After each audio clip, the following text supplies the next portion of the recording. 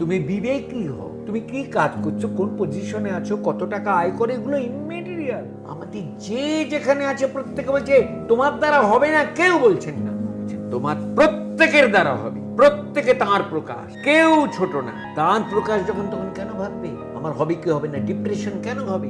ঋষিকে, যার মাথায় এরকম চূড়া থাকে, যিনি দাড়ি থাকে এরকম। ঋষি শব্দটাকে অনেক সময় যে কোনো বিষয়ে পারদর্শিতা পাওয়া লোকের সঙ্গে দেখেছি জুড়ে যাওয়া। নাম করব না, সাহিত্যে হলেও তাকে ঋষি বলা হচ্ছে, বিজ্ঞানে হলেও তাকে ঋষি বলা হচ্ছে। ঠাকুরকে বিশ্বাস করো, ঠাকুর ঠিক রেগুলার ঠাকুর পুজোটা ঠিক করে করো। নো, এই জায়গায় আটকে নেই এরা। বলছে আগে তুমি ঠাকুর হয়ে ওঠো, তোমার মধ্যে যে দেবত্ব সেটা উন্মিলন করো।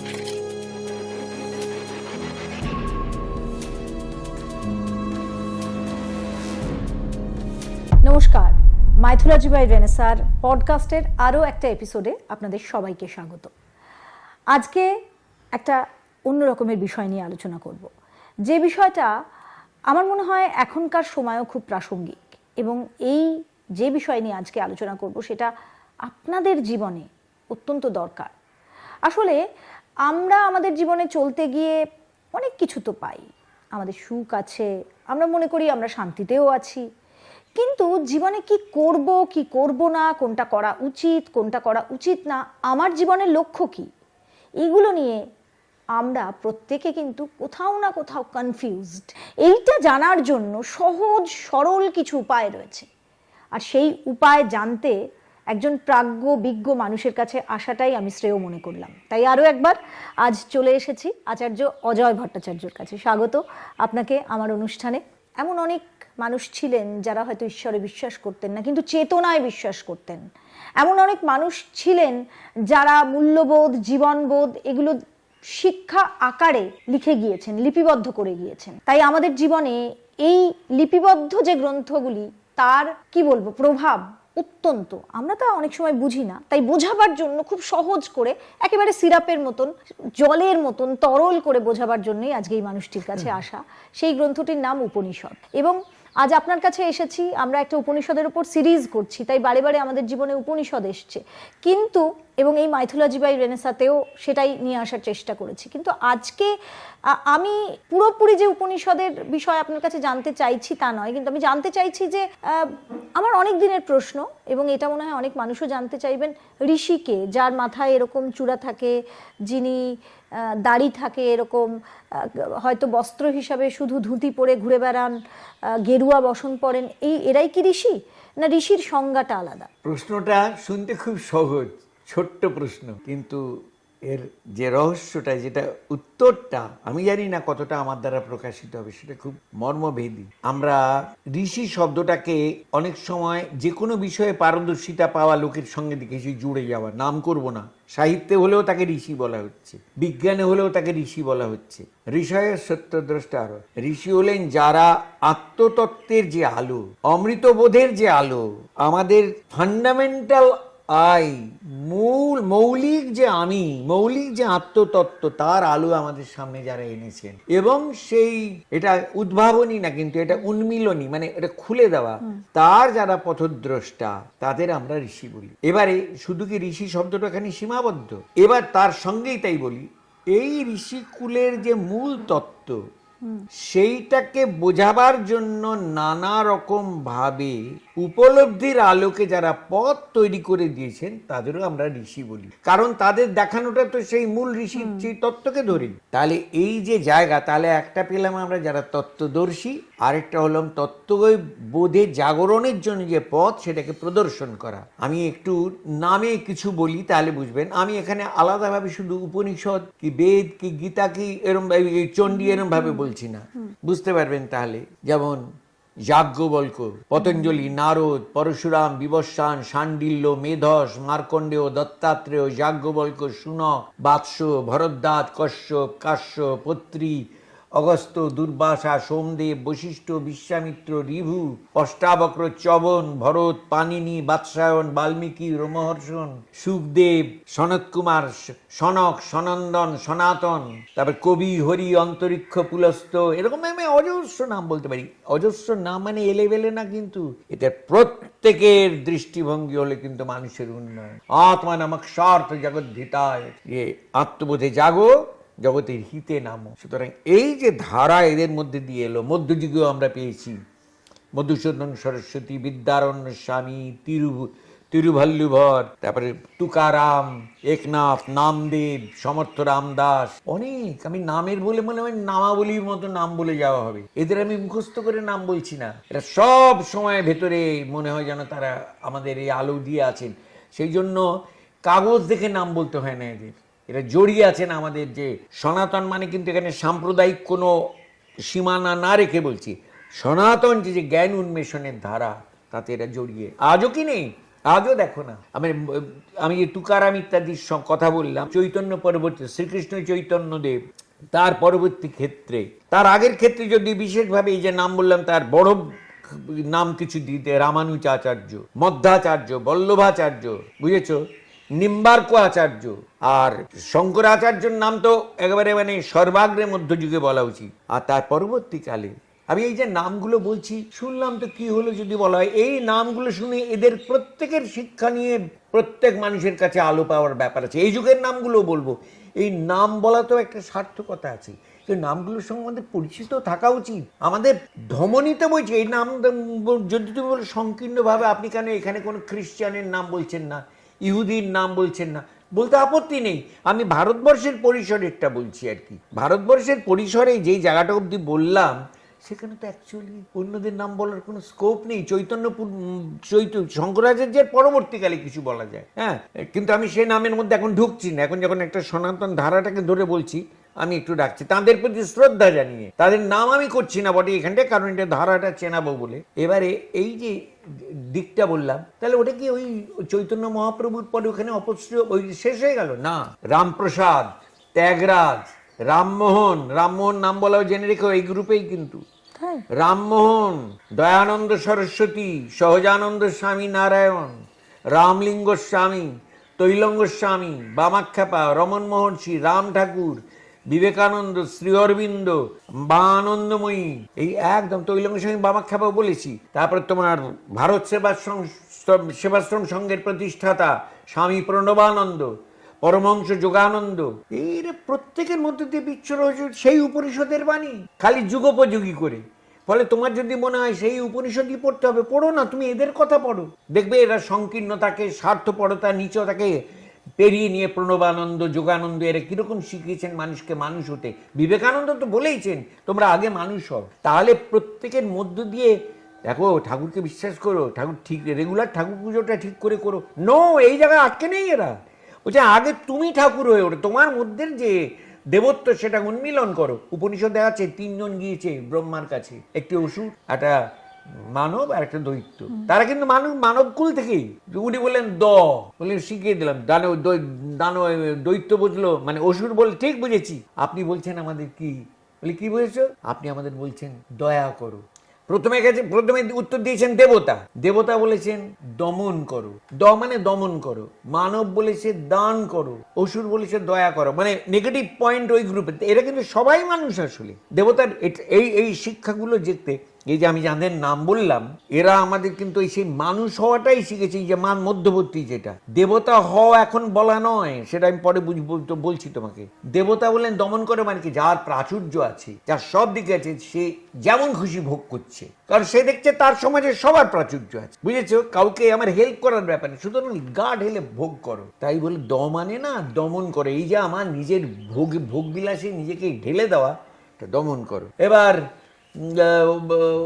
মানব বলল, উনি মানে দান করো বলেছে। কেন? বলে আমাদের কারোর বেশি আছে, কারোর কম আছে, তো যার বেশি আছে উনি শেখাচ্ছেন দিয়ে সমতা আনো, সবাইকে তুমি দাও, যার নেই তাকে হেল্প করো, দান করো। আর অসুরকুল ভাবলো, উনি বলছেন দয়া করো। বলে আমরা ওর নিষ্ঠুর, নিজেরটা পেতে গেলে আমরা যা করে হোক সেটা পেতে চাই। এবার তাকিয়ে দেখো মানুষের কুলে তাই পাচ্ছ কিনা। তুমি দেখছো না বেশ কিছু মানুষ, তারা হাতে টাকা পেয়ে থাকবে, তারা ভোট দিচ্ছে আমাদের তোমার আমার মতোই, তাদের হলো কি করে আমরা ভোগে আরো থাকবো। দেখো এদের পাচ্ছ, তারা হয়তো কারোর ক্ষতি করছে না, বললাম তো কারোর ক্ষতি করছে না, আমার টাকা নিয়ে আমি আছি। কিছু মানুষকে ভাবে তারা খুব সহৃদয়, অন্যের সঙ্গে হাত বাড়িয়ে দেখবে মানবিকেরা, আর কিছু দেখবে আর কার কি হলো মারো গলি, আমি আমার মতো চলবো, এর হলো দান। সব কিন্তু দেখতে মানুষের মতো। তাহলে এই জন্য একজন স্বামী প্রণবানন্দ কিংবা পরমহংস যোগানন্দ কিংবা জিড্ডু কৃষ্ণমূর্তি কিংবা মা আনন্দময়ী কিংবা তৈলঙ্গ, প্রত্যেকে দেখবে ড্রেস কোড আলাদা, চেহারা আলাদা, বাচন বাচিক প্রকাশ আলাদা, শেখাচ্ছেন একটা জিনিস, তুমি মানুষ হয়ে ওঠো। মানুষ হয়ে উঠে এবার দেবতায়, আমি ভেতরে যদি পাত্রটা পরিষ্কার না রাখি, আমাকে জল খেতে এক জায়গায় জানছি যে আমাকে পরিশ্রুত জল দেওয়া হবে, হ্যাঁ, এবার সবাই লাইন দিয়েছে, আমি অধিকারে গেলাম, দিনিদা বলে তোমায় দেবো না, বলে কি সবাইকে দিচ্ছে না আমায় দেবেন না, বলে বাবা তোমাকে দেবো, যেই মুহূর্তে জলটা দেবো তোমার পাত্রটা তাকিয়ে দেখো, এত ময়লা, তুমি বলবে আমাকে ময়লা জল দিয়েছে, বলে আমার ময়লা না আমি দেখতে পাচ্ছি, বলে আমি দেখতে পাচ্ছি। সুতরাং পাত্রটা পরিশ্রুত করো। পাত্রটা পরিশ্রুত করার মানে হলো আগে বিবেকবান, তুমি বিবেকই হও, তুমি কি কাজ করছো, কোন পজিশনে আছো, কত টাকা আয় করে, এগুলো ইমেটেরিয়াল।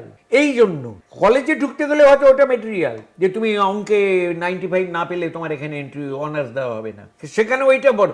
এখানে তা না, এখানে হলো তুমি কতটা বিবেক নির্ভর। ওখানে হয়তো 95 পাওয়া লোকটা, ছেলেটা অত্যন্ত নিচ মনা, 85 পাওয়াটা অনেক বেশি উন্নত মনে হয়, তো 65 পাওয়াটা অনেক উন্নত।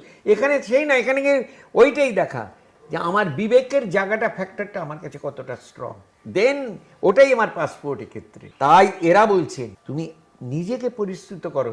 মহাপ্রভু কি বললেন? অপূর্ব, চেত দর্পণ মারজনং ভব মহাদাবাগ্নি নির্বাপনম। অদ্ভুত কথাটা। আগে তোমার চিত্ত দর্পণটাকে মার্জন করো, সেটাকে পরিষ্কার করো, তারপর তো তোমার পাওয়া। এবার উনি পন্থাটা শেখাচ্ছেন যে তোমাদের খুব ভালো হলো, খুব ভালো করে ইষ্টনাম করো, হরিনাম করো, পরিশ্রুত হয়ে যাবে। উনি ওই পন্থা শেখালেন, পরিশ্রুত হয়ে তবে তুমি সেটাই জাগবে। উপনিষদ শেখালো চেতনায় তুমি জাগ্রত হও। তুমি যখন বিবেককে মেনে নিয়ে যদি চলতে পারো, তাহলে এবার পরতে পরতে দেখো তাঁর স্পর্শ, তিনি আছেন, তিনি জেগে, সেইটাকে বরণ করে নিয়ে তুমি পথে এগো। ফলে প্রত্যেকের মধ্যে আমি দেখছি একটা জায়গা আমাদের জাগানো। আমাদের যে যেখানে আছে প্রত্যেকে বলছে তোমার দ্বারা হবে না, কেউ বলছেন না, তোমার প্রত্যেকের দ্বারা হবে। প্রত্যেকে তাঁর প্রকাশ, কেউ ছোট না। তাঁর প্রকাশ যখন, তখন কেন ভাববে আমার হবে কি হবে না? ডিপ্রেশন কেন হবে? মেলাঙ্কোলিয়া কেন হবে? কেন আমি পড়ে থাকবো পেসিমিস্টিক হয়ে? জাগো ওখান থেকে, মানসিকতা তুলে এরকম বলো তুমি আছো, আমাকে যা যা দিয়েছো তাই নিয়ে আমি এগোবো, সংগ্রাম করব। কিসের সঙ্গে সংগ্রাম? আমার ইগোইস্টিক অ্যাটিটিউডের সঙ্গে সংগ্রাম। বড় বড় মানে নীতিবাক্য বলে শুধু হবে না, আমাকে অ্যাপ্লাই করতে হবে তো আমার জীবনে। সে অ্যাপ্লিকেশনের জন্য যে জায়গাটা, তারই নাম হলো প্রকৃত আধ্যাত্মিকতা। প্রকৃত আধ্যাত্মিকতার সঙ্গে কোষাকুচির সম্পর্ক নেই, মালাচন্দনের সম্পর্ক নেই। তার মানে ওগুলোকে হীন বলছি না, বলছি ওই আসল আধ্যাত্মিকতায় জাগরণের জন্য ওগুলো হলো ইউটেন্সিল, ওগুলো হলো ব্যবহারের জন্য, আমার ডিসিপ্লিনড হওয়ার জন্য আমার লাগে। ওগুলো না হলে এটা হবে না তা নয়। কবির ওরকম কোষাকুষি নিয়ে বসতেন না, সিদ্ধিশ সাই বাবা কোষাকুষি নিয়ে বসতেন না, শ্রীরামকৃষ্ণদেব কোষাকুষি নিয়ে বসে থাকতেন না, বিবেকানন্দ কোষাকুষি নিয়ে বসে থাকতেন না, শ্রী অরবিন্দ কোষাকুষি নির্ভর হয়ে থাকতেন না, পরমহংস যোগানন্দ, স্বামী প্রণবানন্দ। আসলে কি হচ্ছে বলছেন, ভেতরের কোষাকুষিতে জাগ্রত হতে, ভেতরের জলটাকে পরিষ্কার করতে, ভেতরের জলটা দিয়ে পুজো করতে। ভেতরের কোষাকুষি জলটা হলো আমার হৃদয়বোধ, কোষাকুষি হলো আমার সামর্থ্য। তাহলে আমার সামর্থ্যটাকে যেন আমি হৃদয়বোধ দিয়ে আমি নিবেদন করতে পারি। কার প্রতি? ওপরে থাকা কোনো ঠাকুর দিয়ে পারি, এইখানে যে ঠাকুর রয়েছে, এইখানে যে ঠাকুর রয়েছে, যার যা নিজের মধ্যে যা, আমি আমার কাছে যেন পরিচ্ছন্ন হয়ে, তাই হলো সবচেয়ে বড় পূজা। সেই কথাটা শিখেছি উপনিষদ। এখানে নাস্তিকের প্রশ্ন কোথায়? আমি আমার ভেতরে চেতনায় পরিচ্ছন্ন হবে, নাস্তিকের তার মানে আমি পরিচ্ছন্ন হব না, এই নাস্তিকতা। নাস্তিকতা মানে কি হলো যে আমি পরিচ্ছন্ন হব না। তাই আস্তিকতার সবচেয়ে বড় কথা হলো এক অস্থিবোধের আলোয় তুমি নিজেকে পরিচ্ছন্ন করে সম্পূর্ণ হয়ে তার সঙ্গে সেই বোধে জাগ্রত হয়ে মুভ করো। ইউটোপিয়ান না, স্পেকুলেটিভ না, যেমন আছো তারই মধ্যে তুমি পরিশ্রুত হয়ে ওঠো। কিসে পরিশ্রুত? একে কি করে ল্যাং মারবো, ওর কি করে ক্ষতি করব, ও যাতে ওটা না পায়, এসব বর্জন করে দেখবে আরেকটা মানুষ নিজের মধ্যে মনে আমি কত বেটার, আসলে আমি আমার ভেতরে কত ভালো একটা লোক লুকিয়ে আছে, আমি তাকে চিনতাম না, আহারে এইটার মোটিভেট করা, এই যে বললে এরা শিখিয়েছেন আমাদের পরের পর সেইভাবে এক একটা পর একটার পর একটা পথ পেরিয়ে জাগো, তোমার ভেতরে আছে, তোমার বাইরে কোথাও হাত পাততে হবে না, কোথাও লাইন দিতে হবে না, তুমি নিজের মধ্যে নিজে জাগো। ভালোবেসে কাছে ডেকে বুঝিয়েছেন, তাই আমরা শুনবো কি না শুনবো নির্ভর করছে আমাদের চেতনার উপর। তবে তারা হাল ছাড়েননি। আমার মতো একটা সামান্যতম একটা অত্যন্ত নগণ্য মানুষ আমি সেই দিকে বলবো, সেইটার দিকে তাকাও, সেইটাই হলো সবচেয়ে বড় আদর্শ। যে আদর্শটাকে তারা আমাদের কাছে দিয়ে দিয়েছে, সে আদর্শটা যে আমাদের পক্ষে সম্ভব, আমরা এটাকে নিয়ে এগিয়ে যেতে পারি, বাস্তব আমার দ্বারা কি হবে, একদম নিশ্চয়ই হবে না মানে বার্থ রাইট। এই পৃথিবীতে আমি জন্মেছি, আমার মননের ক্ষমতা আছে, শ্রোতব্য মন্তব্য নিদিধ্যাসিতব্য, কে আটকাবে আমাকে? শেকল দিয়ে বেঁধে রাখলেও আমি মনন করা আমার কেউ আটকাতে পারো না। আমার অ্যাটেনশন, বোধের জায়গায় অ্যাটেনশন আটকাতে পারো না, তাহলে ওটা তো তুমি আমাকে আটকাতে পারো না। সুতরাং আমাকে এগোতে দাও। সেই এগোনোর বাণী শুনিয়েছেন উপনিষদ, সেই এগোনোর বাণী শুনিয়েছেন এই যুগের এই যাদের নাম বললাম মহাসাধকগণ। হ্যাঁ, বিজয় কৃষ্ণ গোস্বামী, শ্রী জগৎবন্ধু রামতীর্থ, ভারতী কৃষ্ণ তীর্থ, জিড্ডু কৃষ্ণমূর্তির নাম বলেছি, স্বামী ব্রহ্মানন্দ, অবেদানন্দ, গৌরীমা, নিবেদিতা, মীরামা, শুধুই এটা শিখিয়েছে। এদের মধ্যে অনেক তফাৎ দেখতে পারো, সেটা বাইরের দেখবে, কোডের দেখবে, মূলের না, অ্যাটিটিউডের না। সবাই বলছেন জাগ্রত হও। এই জাগ্রত হওয়ার বাণী হলো আমাদের কাছে সবচেয়ে বড় প্রয়োজন। জাগ্রত আমরা জেগে তো আছি, ওটা জেগে আছি তো আমার ইগো কেন্দ্রিক। ওই যে বললাম, আমার 1000 ইগো নিয়ে আমি ঘুরছি। আমি আঁকতে পারি, লিখতে পারি, গাইতে পারি, বকতে পারি, এইসব নিয়ে। আরে ওগুলো মিথ্যা না, কিন্তু ওগুলোর আড়ালে আমার যে আমিত্বটা আছে সেটা তো উইটনেস, সাক্ষী হয়ে আছি। আমি যে বলছি আমি এই পারি, ওই পারি, সেই পারি, সেটা আমি সাক্ষ্য দিচ্ছি আমাকে নিয়ে। যে সাক্ষ্য দিচ্ছি, যাকে নিয়ে সাক্ষ্য দিচ্ছেন, যে এই সাক্ষ্যটা দিচ্ছে তাকে চিনি। যা জানছি সেটা তো ঠিক আছে, বিরাট ফিজিক্স, কেমিস্ট্রি, ম্যাথমেটিক্স, ভূগোল, ইতিহাস। যে জানছিকে চিনে আমি যখন যা জানছিতে তাকাতে পারবো, পূর্ণাঙ্গ হয়ে উঠবে জীবন। সেই পূর্ণাঙ্গ জীবনের যে দিগদর্শন, যে অঙ্গুলি প্রদর্শন, একেবারে সোজাভাবেই আমাদের শিখিয়ে গেছেন রামপ্রসাদ, রামমোহন, ত্যাগরাজ, স্বামী বিবেকানন্দ, শ্রী অরবিন্দ, মা আনন্দময়ী, স্বামী প্রণব। কেন এই নামগুলো বলছি কেন? আমি কোনো দলের কোনো গোষ্ঠীর হয়ে বলছি না। হোয়ারএজ জাগতিক ক্ষেত্রে যারা এক একটা জিনিস আবিষ্কার করেছেন, ধরো বিজ্ঞানে আইনস্টাইন, হাইজেনবার্গ, মাদাম কুরি, এদিকে তুমি হেলেন কেলার এক অসামান্য প্রকাশ, প্রতিবন্ধকতা, এরা কি ঋষি নন? এরা এই লেভেলে যে জায়গাগুলো, অর্থাৎ হরাইজন্টাল লেভেলে, কি করে পড়বো, কি করে লিখবো, কি করে অঙ্ক করবো, কি করে এই এই প্রযুক্তিটা আরও ভালো মেশিনারি আনবো, বিরাট পথ প্রদর্শন করেছেন। এবং সেটা চেঞ্জ হচ্ছে, সেটা পাল্টাচ্ছে, আরও বেটার আসছে, নতুন নতুন জিনিস আসছে। আমার আরেকটা বিষয়, আপনি আধ্যাত্মিকতার যে আসল সংজ্ঞা উপনিষদ অনুযায়ী সেটা আমাদের সামনে তুলে ধরলেন, কিন্তু আমার জানতে ইচ্ছে করছে যে এই সুন্দর অসুন্দর, ভালো ভালো নয়, লক্ষ্যভ্রষ্ট, এই সব কিছু মিলেমিশে আমাদের সমাজ, এই সমাজে আজকে বড় দুর্দিন, মানুষ বড় কি বলবো অসহিষ্ণু, সহানুভূতি হারিয়ে যাচ্ছে। ছোট ছোট বিষয়, যে একজন খারাপ থাকলে যদি আরেকজন হাত বাড়িয়ে দিলে, মানে একটু যদি মানুষের জন্য বলে দেয় কোনো জায়গায়, বা তাকে যদি একটু হেল্প করে, তাহলে সেই মানুষটা দাঁড়িয়ে যায় বা সে একটু উঠতে পারে। ঠিক যেমন এই ক্লাইম্বারকে একটা লাঠি দিলে সে তো এমনিই উঠবে, কিন্তু তাকে শুধু ওই লাঠিটা দিয়ে দেওয়া, এটাই বোধহয় মোটিভেটরের কাজ। কিন্তু সেটুকু পর্যন্ত আমরা করি না, আমরা কি এত কৃপণ? তো আমার প্রশ্ন, যে এই যে মানুষকে মানুষ বানানোর জন্য প্রচুর ব্যবসা আজকে আমাদের সমাজে ফেঁদে বসে আছেন অনেকে, এটাকে ফেঁদে বসে আছেনই বললাম, তারা বিভিন্ন চার্জেস নিচ্ছেন, মানুষকে মানুষ গড়ে তুলছেন, তার বিবেক বোধ গড়ে তুলছেন, সন্তানকে শেখাচ্ছেন কিভাবে পিতামাতাকে সম্মান করতে হবে, এবং তার জন্য ভালো ফিজ নিচ্ছেন। কিন্তু আমাদের ধর্মগ্রন্থ, আমাদের এই গ্রন্থগুলোতে, প্রাচীন যে টেক্সট বুকের মতনই এগুলো, যেগুলোতে রয়েছে সব কিছুই আমরা বুঝতে পারছি না। সেগুলোকে সহজ করে সমাজ সংস্কারক যারা, তারা আবার আরও তাদের বাণী হিসাবে এনেছেন, তাও বুঝতে পারছি না। আমাদের করণীয় কি তাহলে? তোমার করণীয় তুমি যে কাজটা করছো, কারণ দেখো এটা নিজেকে নিয়ে ধরতে হবে তোমাকে। এই জেনারেল বাণী মাইক ধরে, বন্ধুগণ আপনারা এই করুন আর সব ভালো হয়ে গেল, কোথায়? বুদ্ধদেবও পারেননি, শঙ্করাচার্যও পারেননি, স্বয়ং ভগবান শ্রীকৃষ্ণও পারেননি। পারেননি মানে হেরে গিয়ে না, বলছেন শ্রীকৃষ্ণ। বড় কষ্টের শ্রীকৃষ্ণের মুখ দিয়ে বেরোনো গীতার কথা, মনুষ্যানাং সহস্রেষু, হাজার মানুষে অর্জুন একজন শিকার হয়, পরাবিদ্যায় আগ্রহ হাজারে একজনের হয়। কৃষ্ণ বলছেন সেই হাজারে একজন সিদ্ধি লাভ করে, সেই সিদ্ধি লাভ করাগুলোর মধ্যে একজন পূর্ণতা পায়। শ্রীকৃষ্ণ বলছেন তার মানে এই জগতের ক্রিয়াটাকে শ্রীকৃষ্ণের হাতের বাইরে না, ওইটি হলো ঈশ্বর রূপে শ্রীকৃষ্ণের হাতে সমস্ত জগৎটাই। আর এটা তো অবতার রূপে শ্রীকৃষ্ণ তার একটা জায়গায় নিয়ে এইগুলো করবো বলে এসছেন। এবং তাতে যদি বলো উনি তো একই বটে, আবার একই নয়ও বটে। কিরকম জানো? একই নইলে এক্ষুনি চেঁচাতে আরম্ভ করবে অনেক লোক। কিন্তু একই নয়টা কেন বললাম? নিজে উনি বলছেন বিভূতি যোগে এই বাসুদেব কৃষ্ণ রূপটাও একটা বিভূতি। যেরকম গাছের মধ্যে অশ্বত্থ, পাণ্ডবদের মধ্যে অর্জুন, তেমন বৃষ্ণিকুলে এই বাসুদেব কৃষ্ণ নিজেই জানিয়ে দিচ্ছেন। এবার যখন ওই কৃষ্ণ বারবার ওটা বলতে গিয়ে বলছেন আমাকে জানো, ওটা আমাকে হলো পরমাত্মবোধকে।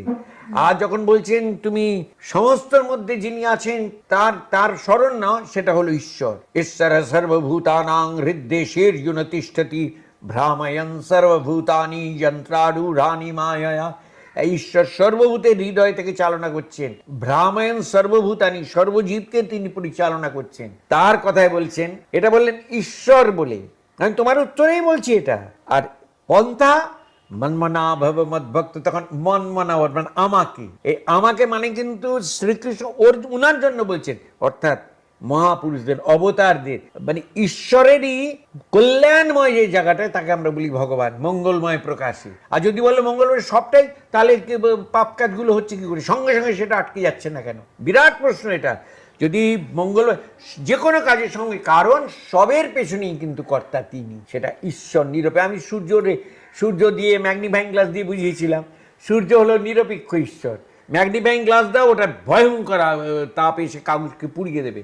ঠিক তেমন যিনি নিরপেক্ষ ঈশ্বর হিসেবে সর্বত্র রয়েছেন, তিনিই কিন্তু দাক্ষিণ্যমূর্তিতে আমাদের জীবনে আসেন, শরণাগতি ধরে আমাদের জীবনে বিশেষভাবে জেগে ওঠেন। একটু কথাটা বুঝতে হবে। সূর্য যেমন ম্যাগনিফাইং গ্লাসের মধ্যে দিয়ে বিশেষ তেজ বিকিরণ করে, তেমন যিনি ঈশ্বর সর্বত্র সমভাবে রয়েছেন, তিনি শরণাগতির মধ্য দিয়ে শরণাগতের কাছে বিশেষভাবে কৃপা বর্ষণ করেন। সেই পথগুলো শিখে গেছেন মহাপুরুষরা। একটা কথা অ্যাট দি আউটসেট, মানুষের আজকে অনেক দোষ ঢুকে গেছে না, মানুষ এগোচ্ছে, এটা একটা ফেজ, এটা লিনিয়ার সোজা সরল রেখায় মানুষ ওঠে না, জিগজ্যাগ এরকম উত্থান পতন আছে। উঠতে হবেই, উঠবেই, এটা গায়ের জোরই না, কারণ স্বয়ং তার তো প্রকাশ, কেউ বাদ যাবে না। কিন্তু এই উত্থান পতনের মধ্যে দিয়ে এইভাবে এটাই হলো লীলার একটা অঙ্গ। এবং যখন বাড়াবাড়ি হবে তখন বলছেন অভ্যুত্থানম মধর্মস্য তদাত্মানং সৃজাম্যহম, তখন সেটা কাটবার জন্য মহাপুরুষ এই বিবেকানন্দ, প্রণবানন্দ, পরমহংস যোগানন্দ, তোমার সিদ্ধি সাই বাবা, রমন মহর্ষি, রাম ঠাকুর, তৈলঙ্গ স্বামী, বামাখ্যাপা, শ্রী অরবিন্দ, মা আনন্দ, এরা কি বিশেষ শক্তির এক একটা প্রকাশ, যারা এসে মানুষকে হেল্প করবার জন্য হাত বাড়িয়ে দিয়েছেন। আবার উল্টো দিকে দ্বিতীয় বিশ্ব মহাযুদ্ধ হচ্ছে, প্রথম বিশ্ব মহাযুদ্ধ হচ্ছে, দেশে দেশে মারামারি হচ্ছে, সবটাই তার। এর মধ্যে তোমার যখন দৃষ্টি রাখছে, মানে এখানে জাগছে সেটা, তার মানে you are chosen for this. Generalise করে সব লোকের একটা করে আধার কার্ড থাকবে, সব লোকের একটা করে রেশন কার্ড থাকবে, সব লোকের একরকম বোধ হবে, নো, বাস্তবে হতে পারে সবার জন্য খাওয়া পড়া যার যা লাগবে হবে। ভেতরে তোমাকে কখনো তুমি এমানসিপেটেড হবে এটা করলে, আর ও হবে না, এ হবে না, এটা করতে পারো না, এর জন্য এই এক চামচ ঘি সবার জন্য তুমি বরাদ্দ বলতে পারো, মননে তুমি এইটুকু পৌঁছবে, এর বেশি দেবো না, এটা তুমি বলতে পারো না। সুতরাং ওটাতে তোমার স্বাধীনতা রয়েছে, সেইটার দিকে তাকানোর জন্য মোটিভেশন করতে হবে যে ভাই বাহ্যত জীবনে যে চাওয়া পাওয়া দ্বন্দ্বে তুমি আছো, লড়াই করতে হবে, সেই লড়াইটা যেন অবিবেকী লড়াই না, দ্যাটস অল। আর এদিকে অন্বেষণিকভাবে তোমার কোন আমিতে তুমি কাজ করছো কোনটা দেখো, যত পারো।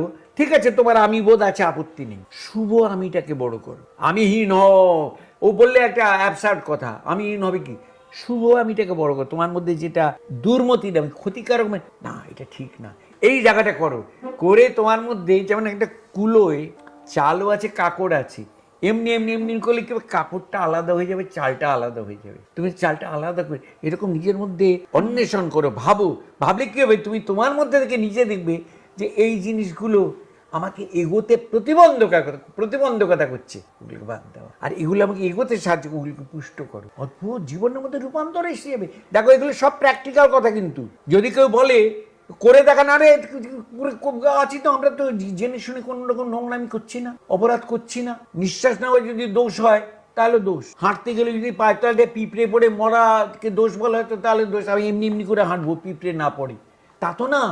অ্যাটিচিউডটা যেন কখনো কল্যাণের বিরোধী না। That's all. শুধু মানুষের দরকার যে আমি আমার দৃষ্টিভঙ্গি, আমার চলা বলা যেন কল্যাণ বিরোধী না হয়।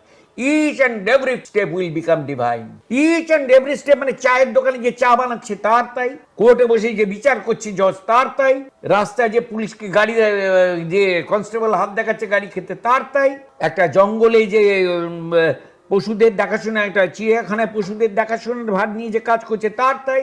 প্রত্যেকের যে যার জায়গা, ভাই আমার দ্বারা হবে না, আমি যে কাজ করি তাতে ওসব চলবে না। প্রত্যেকের সেই জায়গা থেকে সে দাঁড়িয়ে বলতে পারে আমি উঠবো, আমি জাগবো। এই যে জায়গাটা, এটার জন্য তোমার কোনো নাম করা লোকের সামনে বলার দরকার নেই। আমাদের মতো সামান্য মানুষ বললেও ব্যাপারটা তাই, কথাটা তো নিতে হবে। সে নিয়ে জীবনে করে দেখো, সে আলো পাচ্ছ কিনা, পেতেই হবে। তুই বলবে ছাতে যাও, গিয়ে দেখো সূর্য দেখা জায়গায়, যদি না পাই মেঘ থাকতে পারে, মেঘ যাবেই, সূর্য আছেই আকাশে। তো ঘরের মধ্যে বসে সূর্য কি করে দেখবে? আমাকে এইটা বলবো। আমি এই ঘরে বসে বাইরে জানলা বন্ধ রেখে আমি সূর্য কিছুতেই দেখতে পাবো না। ছাতে আমাকে যেতেই হবে, বারান্দায় আমাকে যেতেই হবে। এবার যেই গেলাম আমি বললাম কই মেঘাচ্ছন্ন, আর যাবেই মেঘ চলে, অপেক্ষা করো। এখান থেকে আমরা এই বার্তাও নিতে পারি যে জীবন পরিবর্তনশীল এবং জীবনে পরিবর্তন আসবেই। জীবনে একটা খারাপ ফেজ যদি থাকে, এই মোটিভেশনের কথা যেহেতু আমরা বলছি, আবার একটা ভালো ফেজও আসবে। ভালো ফেজ আসলে খুব ভালো, সেটাও আবার চলে যেতে পারে, সেটাও চলে। কিন্তু তাহলে জাগতে হবে খারাপ ভালোর অতীতে যে আমার অপরিবর্তনীয় স্ট্যাটাসটা, দ্যাট ইজ কল্ড উপনিষদ। বলছে তুমি যদি ওই অপরিবর্তনীয় সত্তা বোধটায় জাগ্রত হয়ে যেতে পারো, যারা শুনছেন প্রত্যেকের জন্য বলছি, সেই আলোয় যদি জগৎ থেকে দেখো, জগতের চেহারাই পাল্টে যাবে। আরে আগুনকে তখন অন্যরকম দেখবো, ছ্যাঁকা তখনও লাগবে, ছুরি কাচিকে তখন অন্যরকম দেখবো, খাবারটাকে তখন অন্যরকম দেখবো। সমস্তর মধ্যে পাবো যে এক নিজেকে সাজিয়ে নিজেকে এরকম ভাবে খেলিয়ে চলেছেন, এবং তার মধ্যে আমি একটা ইনএভিটেবল পার্ট, অবিচ্ছেদ্য পার্ট। এই জাগরণই তো জাগরণ। নইলে আর তো হাতে ধরে ধরে শেখাতে হয়, হাতে ধরে ধরে তো শেখানো তো কথনেই যা বলা যায়, এর বাইরে আর বলবি কি? কথার পিঠে কথাই আসবে খালি। সুতরাং এগোতে হবে। এই এগোতে হবে এটা কোনো স্লোগান না, এই এগোতে হবে এটা কোনো দামামাবাজি। আমি বলছি তোমাকে মানতে হবে আমার এই পজিশন, আমার এই পজিশন থেকে যা অর্ডার করছি না করলে কিন্তু তোমাকে আমি দেখে নেব, এটা তা না। বলে ভাই তোমারই ভালোর জন্য বল, তুমি এটা অ্যাপ্লাই করলে তুমি হাতটাকে ধুয়ে খাবারটা খেলে কোনো নোংরাটা আর হাতে যেতে পারবে না। বলে আমার হাত আমি দেবো কি না দেবো আপনি বলার কে? আর কিছু না, যে এইভাবে তোমার হাতের ময়লার সঙ্গে খাবারটা যাবে। এখানে খাবারটা মানে জ্ঞানটা, এই জ্ঞানটা নিতে হলে এই যে পিওর পারফেক্ট নলেজটাকে উপনিষদ থেকে সেটা নিতে গেলে যে আধারটা, আমি নোংরা হাতে ধরলে তো ওটা মানে অন্য আসবে। আমি গীতায় শ্রীকৃষ্ণ বলছে চাতুর্বর্ণময়া শ্রেষ্ঠং গুণ কর্ম বিভাগ আছে। মানুষের মধ্যে ভাগটা হলো গুণ কর্ম অনুযায়ী। এক বাপের তাই দুরকম ছেলে মেয়ে হতে পারে। হ্যাঁ, এবার আমি আমার মনের মধ্যে ময়লা আছে, আমি বৈষম্য পছন্দ করি, কারণ আমি দেখছি আমার ফ্যামিলি স্ট্যাটাস যেন বিশেষভাবে থাকে, আমার আমি যে ওটা অর্থ করবো, ওটা বংশগত। ফলে কি হয়েছে জানো তো, সমস্ত জিনিস বলতে অ্যাটিচিউড, দৃষ্টিভঙ্গি। কল্যাণের দিকে তাকে বিবেকানন্দ যার জন্য বলছেন না, আত্মা নামক মোক্ষার্থ জগৎ হিতায় আছে। এখানে মোক্ষ জগতের হিতের জন্য ব্যাপারটা নেই। অর্থাৎ ভার্টিক্যালি তুমি আলোকিত হও, হরাইজন্টালি সেটা মিশিয়ে দাও। কিন্তু আগে না বুঝে ডাক্তারি না পাস করে ইঞ্জেকশন দিতে যেও না, ছুরি চালাতে যেও না। আগে আত্মবোধে জাগো, অন্তত আরোপ করে নাও। আত্মবোধে জাগরণ তো একটা বড় কথা, আরোপ করে নাও যে আমরা শিখেছি বিবেকানন্দ, অরবিন্দ, প্রণবানন্দ, যোগানন্দর কাছে, শিখেছি আনন্দ মহিমার কাছে, সেটাকে অ্যাপ্লাই করি। শুধু এদের কাছে কেন, যীশু খ্রিস্টের কাছেও তাই শিখেছি, মোজেসের কাছেও তাই শিখেছি, মোহাম্মদের কাছেও তাই শিখেছি, মহাবীরের কাছেও তাই শিখেছি, বুদ্ধর কাছেও তাই শিখেছি। এইখানে কোনো কারোর তফাৎ নেই যে তুমি কল্যাণ ধর্মী হও, কোনো তফাৎ নেই কারোর। কল্যাণ ধর্মী হও, এই কল্যাণ ধর্মী হয়ে যাচ্ছে চলা, এগিয়ে যাওয়া। আমাদের এখানে ছিলেন খাজা মঈনুদ্দিন চিশতি, নিজামুদ্দিন আউলিয়া, আবার এদিকে জয়দেব, চণ্ডীদাস, বিদ্যাপতি, সবার জায়গা ওই, সবাই ওদিকে দেখা যাচ্ছেন। ইসলামে আছেন যেমন আল আরাবি, রুমি, হ্যাঁ, আবার এদিকে দেখো খ্রিস্টানিটিতে Meister Eckhart, Ruysbroeck, saint John of the cross. আবার এখানে আমাদের সঙ্গে সঙ্গে দেখছি শঙ্করাচার্য, পদ্মপাদাচার্য, তোটকাচার্য, হস্তামলকাচার্য, সুরেশ্বরাচার্য, এই সমস্ত মধ্যে অনুরণিত হচ্ছে একটা বাক্য, তুমি জাগো, তুমি তোমার রিয়াল বোধে, আত্মবোধে জাগ্রত হয়ে জগৎকে দেখো, জগৎকে ভালোবাসো, জগতে ব্যবহারে থাকো। মৃত্যু শরীরের আছে, তোমার মৃত্যু নেই, শরীর যাবে আসবে, একটা ধারা, প্রত্যেককে ধরে সেই অনন্তের ধারা চলছে। এটা কাব্যিক কথা নয়, এটা স্পেকুলেটিভ ফিলোসফি নয়। মেটেরিয়ালিজম দোষ না, মেটেরিয়ালিজমে আটকে থেকো না, মেটেরিয়ালিজম কাজে লাগো, স্পিরিচুয়াল দিকটা, এটাই জাগ্রত হও। এই হলো উপনিষদের বাণী। আপনি বলছিলেন, আমার মনে হলো যে আমরা ঋষির সংজ্ঞা দিয়ে শুরু করেছিলাম, আমার মনে হলো আমার সামনে ঋষি বসে আছেন এবং আমি শুনছি।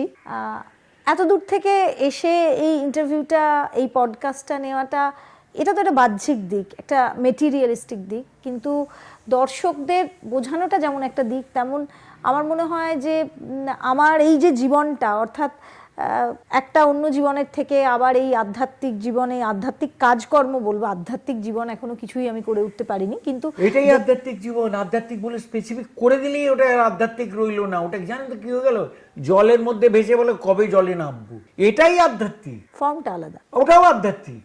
আধ্যাত্মিক মানে তো একটা বোধ, সবই এক আত্মবোধের স্ফুরণে হয়ে যাওয়া, একটা ভোগবাদকে কেন্দ্র করে, একটা আত্মবাদকে কেন্দ্র করে। ভোগবাদকে কেন্দ্র করে সবটাই হলো, কিন্তু এটা হলে আমি ভালো খাবো, এটা হলে আমি ভালো পড়বো, এটা আমি ভালো দেখবো, এটা আমি ভালো শুনবো, সব হলো ভোগ কেন্দ্রিক। এটা উল্টে দাও যোগ কেন্দ্রিক। একটা হলো মমত্ববোধে, একটা হলো সমত্ববোধে। ভোগবাদটা হলো মমত্ববোধে, এটা আমার, ওটা আমার, এটা চাই, ওটা চাই। আর ওটা হলো সমত্ববোধে, সবার মধ্যে সমভাবে তিনি আছেন। সুতরাং এই জগতের যে বৈচিত্র্য, সেটা সমত্ববোধ থেকে আস্বাদন করো। আইসক্রিম খাওয়া তাতে আটকাবে না, বিবাহিত জীবন যাপন করা তাতে আটকাবে না, শিক্ষকতা তাতে আটকাবে না, প্রশাসন তাতে আটকাবে না। ছন্দটা পাল্টে, কিন্তু সেটা একসঙ্গে হতে পারে না। আরে এক একজন করে হোক, জাগতে তো হবে, জাগতে তো। জাগরণ আমার অধিকার, জাগরণ আমার কাছে গিমিক না, নাটক না, আমার অধিকার।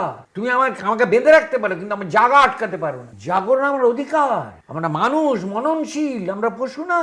পশুর মতো আহার নিদ্রা আর ইন্দ্রিয় ভোগে আটকে থাকার জন্য আমরা আসিনি। আমরা মনন করি। এবার মননটাকেও যদি আমরা এই আহার নিদ্রা মৈথুনের আর এই ইন্দ্রিয় ভোগের দিকেই আটকে রেখে দিই, তাহলে তো আমরা পশুর থেকে কিছু তফাৎ না। আমরা তো পশু না। তাহলে সেই পশু থেকে ওঠার জন্য যে পরিক্রমা, তারই পথ দেখেছেন ঋষিরা। তারা বলেননি ওগুলোকে বর্জন করো, বলেছেন অর্জন করো। আর তারপর বলছেন বর্জন অর্জন নয়, তুমি নিমজ্জন করো নিজের আত্মবোধে, নিজে জাগ্রত। সুতরাং এই যে জাগরণের পথ, এটাকে তুমি আধ্যাত্মিক বলে ব্র্যাকেট করায় তো আমি আপত্তি করব। গোটাটাই আধ্যাত্মিক। এই তুমি বসেছো কার স্বার্থে? মানুষের কাছে পৌঁছুক, তাই। অন্য কিছু করতে পারতে, তার মানে তোমার কাছে এই স্ফুরণটা হচ্ছে এইভাবেই হোক। তুমি এত কিলোমিটার বয়ে এসে তুমি আলোচনাটাকে শুনতে, প্রত্যেকটা জিনিসে না সমস্ত কিছু নির্ধারিত হয় কি জন্য কাজটা হচ্ছে, কিভাবে হচ্ছে, এটা হলো সেকেন্ডারি। কি জন্য হচ্ছে, কি জন্যটা হচ্ছে দিয়ে করলে দেখবে তথাকথিত অহিংসার থেকে বড় জিনিস হলো মানুষের কল্যাণ। তখন আর এইটা কি হিংসা? ইঞ্জেকশন দেওয়া তাহলে বন্ধ করে দিতে হবে তথাকথিত অহিংসা হলে। তো ইঞ্জেকশন দেওয়া তো লাগছে আমার, তাহলে আমার একটা কাউকে ঠ্যাঙানোটাও আমার অহিংসা হতে পারে যদি ওখানে ঠ্যাঙানোটা প্রয়োজন হয়। ঠ্যাঙানো শব্দটা ব্যবহার করলাম, স্ল্যাং। আমি প্রহার বললে ভালো হতো না। আমার মনে হয় এটার থেকে বড় মোটিভেশন আর কিছু নয়। যারা মোটিভেটর খুঁজছেন, যারা মোটিভেশনের অভাবে জীবনে হারিয়ে যাচ্ছেন, পিছিয়ে যাচ্ছেন, কি করবেন বুঝতে পারছেন না, তাদের মোটিভেশন কিন্তু আমাদের চারপাশেই রয়েছে। সেই মোটিভেশনটা খুঁজে নেওয়ার দায়িত্ব আপনার। আর যারা এদিক ওদিক হাতড়ে বেড়াচ্ছেন, তাদের জন্য এই প্ল্যাটফর্ম, যেখান থেকে এই মোটিভেশনের অস্ত্রটা, এই মোটিভেশনের যে ক্ষেত্রটা, সেটা আপনাদের সামনে খুলে দেওয়ার চেষ্টা করছে মাইথোলজি বাই রেনেসা এবং আমার তরফ থেকে আচার্য অজয় ভট্টাচার্য। যাই হোক, আজকের এই আলোচনাটা, এই সেশনটা এখানেই শেষ করছি, কিন্তু কথা দিচ্ছি যে আগামী দিনে আবার আসবো যদি আপনারা চান। আপনারা যদি আরও শুনতে চান, নিশ্চয়ই আমরা এই বিষয়গুলোকে এগিয়ে নিয়ে যাব। আর একটা কথা বলি যে আপনাদের এই যে এত প্রশ্ন, সেই প্রশ্নের জন্য আমরা এই সেশনগুলোকে আরও বাড়িয়ে যাচ্ছি। সেখান থেকে আপনাদের যেমন প্রাপ্তি হচ্ছে, এই চ্যানেলটাকে চালাতে গিয়ে আমারও একটা প্রাপ্তি হচ্ছে, সেটা হলো শান্তি, পরম শান্তি খুঁজে পাচ্ছি, যেটা জন্য আমার মনে হয় আপনাদের অনেক অসংখ্য ধন্যবাদ দেওয়া উচিত। কারণ আপনারা না থাকলে এই জোর, এই ইচ্ছে, এই কনফিডেন্সটা আমি পেতাম না। যাই হোক, সবাই ভালো থাকবেন। আজকের এপিসোডটা অনেক অনেক বেশি শেয়ার করে দিন, কারণ অনেক মানুষ আছেন যারা হয়তো এই প্ল্যাটফর্মে একেবারেই জড়িত নন, অনেক দূরে থাকেন, কেউ জানেন না, কিন্তু তাদের কাছেও পৌঁছানো দরকার। কারণ যারা দিকভ্রষ্ট হচ্ছেন মোটিভেটরের খোঁজে, যারা বিভিন্ন জায়গায় যাচ্ছেন, কত কত পয়সা খরচ করছেন, টাকা খরচ করছেন, কিন্তু শান্তি না খুঁজে পাচ্ছেন না, দিক খুঁজে পাচ্ছেন না, দিক ভ্রষ্ট হয়ে পড়ছেন, তাই তাদের কাছেও এই ভিডিওটা, এই পডকাস্টটা পৌঁছানো উচিত। সবাই ভালো থাকবেন। আজকের এপিসোড এখানেই শেষ করছি। কি দেখতে চান, কেন দেখতে চান এবং আপনাদের কেমন লাগলো আজকের এপিসোড অবশ্যই জানাবেন আমাকে কমেন্ট সেকশনে। আর তার সঙ্গে সঙ্গে podcast@gmail.com এটা আমার মেল আইডি। এখানে যে সমস্ত মেল আপনারা করেন সেগুলো কিন্তু আমি এবং আমার টিম প্রত্যেক দিন দেখি। তাই সেখান থেকে অবশ্যই যারা যারা এতদিনে আমাকে যোগাযোগ করেছেন উত্তর পেয়েছেন, যদি না পেয়ে থাকেন আগামী দিনে নিশ্চয়ই সেটা পাবেন। যাই হোক, সবাই ভালো থাকবেন। চ্যানেলটা সাবস্ক্রাইব করে নিন বেশি বেশি করে, কারণ সাবস্ক্রিপশন আপনাদের আমাকে অনেকটা উৎসাহ দেয়। সবাই ভালো থাকবেন। নমস্কার।